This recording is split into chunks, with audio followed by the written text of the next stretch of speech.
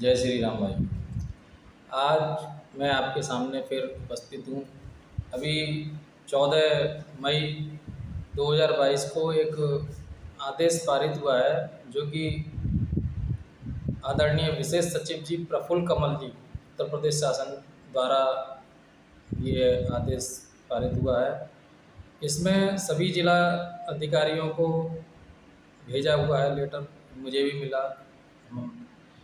इसमें विषय जो लिखा हुआ है इस लेटर में कि माननीय जनपद न्यायालयों में अधिवक्तागण की ओर से किए जाने वाले अराजकतापूर्ण कृत्य को रोकने हेतु आवश्यक कार्रवाई किए जाने के संबंध में ये लेटर है। और इसमें जो बात लिखी गई है थोड़ी सी अधिवक्ताओं के अहित में ये बातें जा रही है, इसलिए मैंने ये बात अपनी कहने का एक माध्यम यही वीडियो समझा। और मैं चाहता हूँ कि ये मेरी वीडियो आदरणीय मुख्यमंत्री जी, जिनके शायद आदेश से ये प्रस्ताव हुआ है, ये सर्कुलर जो जारी हो रहा है, क्योंकि इसमें ये आदरणीय विशेष सचिव जी सिर्फ एक काम को देखते हैं, बाकी तो आदेश तो आदरणीय मुख्यमंत्री जी या प्रधानमंत्री जी या जो कमेटी है उसके द्वारा ये आदेश हुआ। इसमें जो बात है कि भाई जो अराजकतापूर्ण कृत्य का तत्काल संज्ञान लिया जाना सुनिश्चित करते हुए संबंधित अधिवक्ता के विरुद्ध नियमानुसार आवश्यक कार्रवाई करने का कष्ट करें।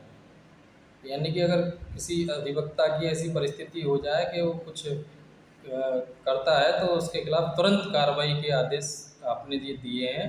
और साथ ही समय समय पर कृत कार्रवाई की सूचना शासन को उपलब्ध कराया जाना सुनिश्चित करें, जिससे शासन द्वारा अपेक्षित कार्रवाई की जा सके।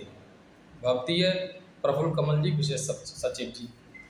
तो ये है ये लेटर, और इस विषय पर मैं जो है अपने अधिवक्ता समाज की तरफ से और जो परिस्थितियां होती हैं वो परिस्थितियां मैं आपके सामने रखना चाहता हूं, जिससे कि हो सकता है कि आप इस आदेश को निरस्त करने के लिए विचार कर सकें। क्योंकि अधिवक्ता की परिस्थिति जो होती है, मैं स्वयं अधिवक्ता हूं, बखूबी जानता हूं। इतना संघर्ष करने के बाद जब अधिवक्ता एक स्टेज पे पहुंचता है, जब उसकी छवि बनने लगती है और लोग जानने लगते हैं, उसके बावजूद भी उसका संघर्ष ख़त्म नहीं होता।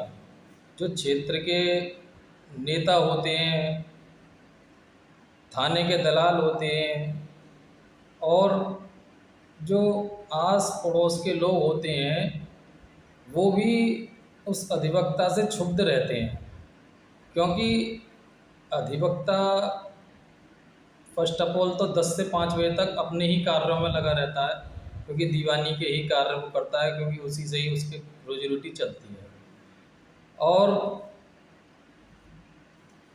ये जो लोग हैं जिनकी बातों को एक अधिवक्ता सोचता है, समझता है, गलत सही का कहता है, निर्णय लेने में और देने में सक्षम होता है, उस अधिवक्ता से ये लोग खफा रहते हैं।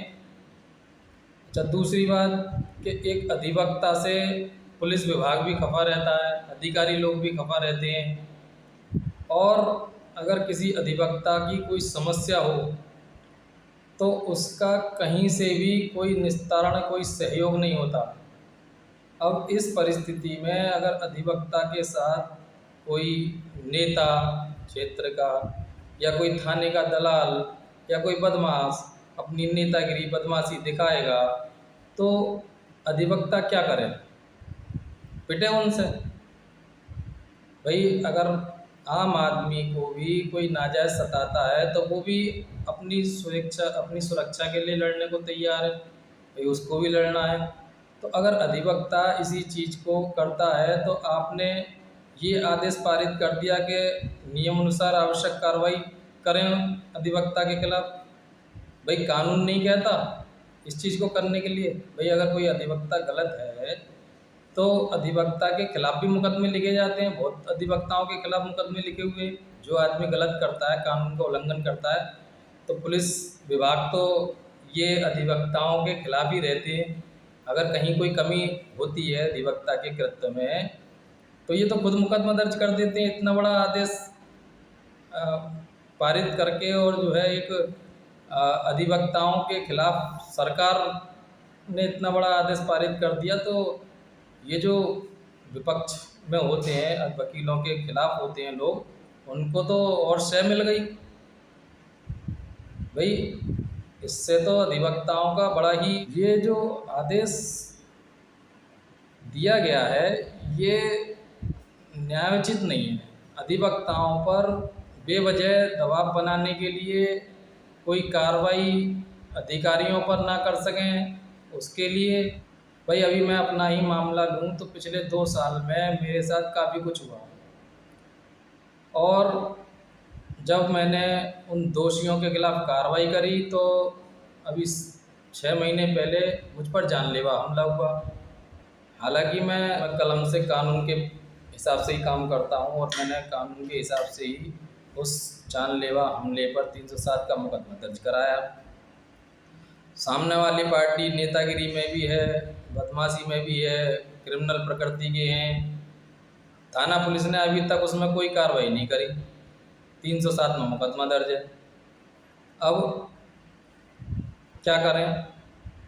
मेरे अलावा अगर कोई गर्म मिजाज का वकील होता तो पुलिस से भी लड़ता, अधिकारियों से भी लड़ता, क्योंकि वकीलों की ताकत तो कचहरी में होती है ना, और मुलजिम तो जाते रहते हैं। तो हो सकता था कि शायद वहीं अपना बदला चुका लेता अगर कोई और वकील होता तो। लेकिन मुझे तो कानून पे पूरा विश्वास है, अपनी काबिलियत पे विश्वास है, अपने समय पे विश्वास है, उस प्रभु पे विश्वास है जिस प्रभु के द्वारा ये सृष्टि चल रही है।